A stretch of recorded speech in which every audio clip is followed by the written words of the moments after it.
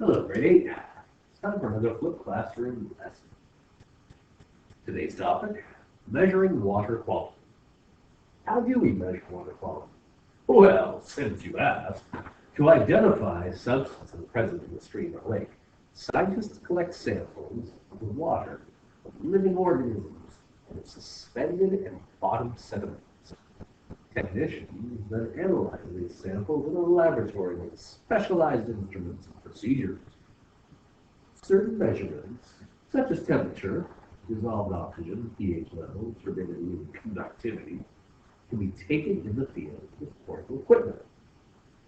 Now, today's analytical laboratory instruments, with all sorts of high-tech names such as plasma emission spectrometer and other fancy sounding devices, bear little resemblance to the test tube and gas burner laboratories of the 1950s. Nowadays, the analysis of water and sediment samples detects more substances than a decade ago, partly because there are more substances present in the water, but also because of the improved analytical instruments and consequently lower detection rates. State-of-the-art analytical instruments can detect down to 1 part per trillion of some substance, compared to tracing 1,000th of a teaspoon of salt dissolved in an Olympic-sized swimming pool. Now here, grade 8, check this out. I have a pH table for you here.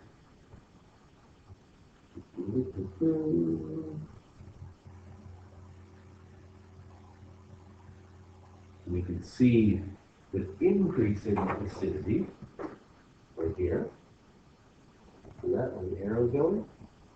Things such as battery acid, lemon juice, vinegar, very acidic, okay? Acid rain, very acidic. What does this cause? Causes fish to die. That is not good, not good. At the other end of the scale, we have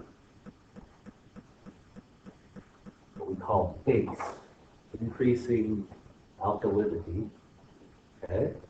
Lye, ammonia, magnesia, baking soda, like seawater.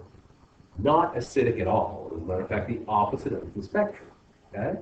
And of course, in the middle, the neutral, we have good old milk. Dirty get of milk. Oh, yes. Oh, it's a good one. So, acid, at one end of the spectrum, alkaline, base at the other end, and then neutral in the middle. And that would be, an example would be milk. Health and water quality. In Canada, we are lucky to have plentiful supplies and good drinking water sources. Water-related illnesses such as typhoid fever, cholera, dysentery are almost unknown in this country. Waste and wastewater treatment, the development and enforcement of drinking water guidelines, public health practices, and education have resulted in a decrease in water-related illnesses in Canada. Developing nations are less fortunate. 80% of their diseases are water-related. Price Canadian must pay to prevent waterborne diseases and constant vigilance against bacterial contamination. Periodic breach closures and local epidemics are evidence that the battle is number one. E. coli gets into the water, upsets our stomachs, and makes us sick. That does happen. These problems underscore the need for maintaining strict control over water quality and for improving water and wastewater treatment.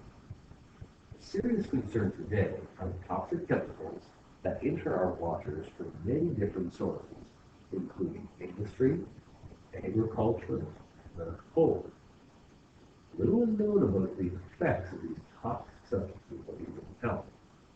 Often the effects do not become noticeable for long periods of time, and it's difficult to distinguish them from the effects of other factors that impact our day-to-day lives.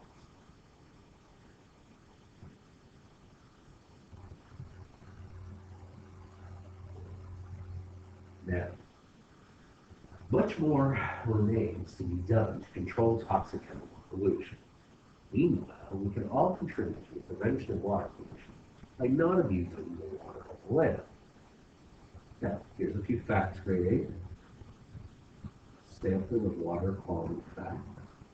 57% of Canadians are served by wastewater treatment.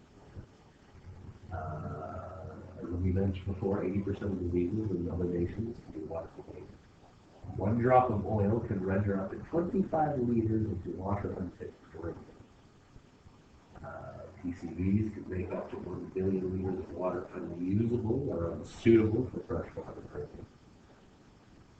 Methane gas can often be seen bubbling up from the bottom of ponds. It is produced by the decomposition of dead plants and animals in blood.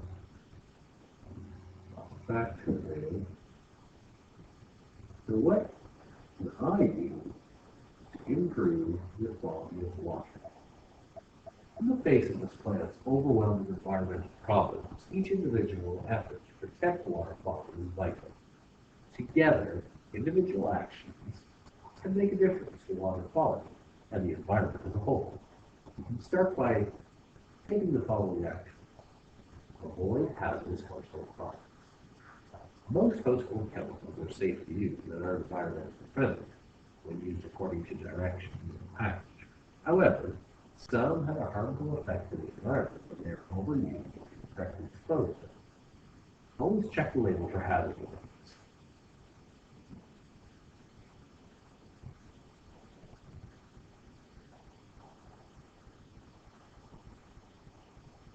Warning symbols are based on shape. The more corners a symbol has, the greater the risk. Read the label to find out how to use the product safely. See what precautions you have to take.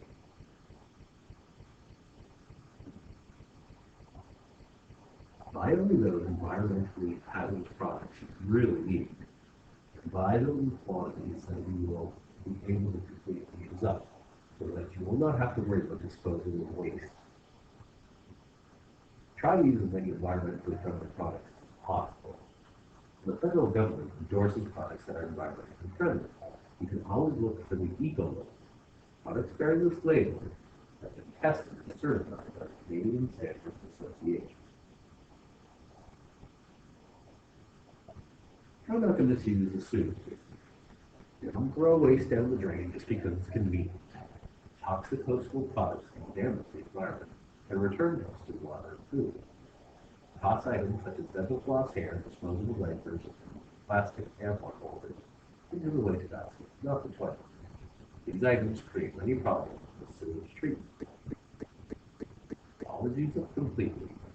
Use the contents of the oven and toilet bowl and sink and drain cleaner, carpet and furniture cleaner, and polishes, bleaches, rust removers, and solvents, paints, glue, and other acid and alkaline products.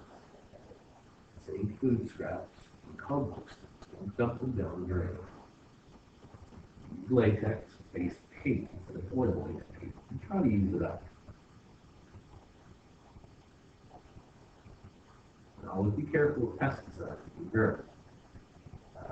When possible, try to use hand tools when it comes to weeds. Snip. The start of your infected leaves. Fertilize with a neutral material such as bone meal and peat. Don't forget about water quality, even when you're having fun. Powerboats can pollute the water through gasoline leaks and spills. Consider using a sailboat, rowboat, or canoe, or a kayak. You must use a powerboat. Keep the engine in good repair. And always check for leaking oil, gasoline, and salt. If you're a cottage owner, make sure you have a proper sewage disposal system. While you're camping, always bury biodegradable waste in 60 liters of clean water source. Try to use biodegradable soaps. Take your non-biodegradable garbage with you for proper disposal. If you wish to take further action, there's always more that you can do. Read up on environmental issues, be willing to change your attitude, behavior, and expectations. Right away for more information on environmentally friendly products and methods. Urge and support federal, provincial, municipal action on environmental issues. join and support local and national environmental groups that work to solve environmental problems. They're always in need of volunteers. You can keep your friends and your family informed. It's always a helpful thing. Thank you, Kate.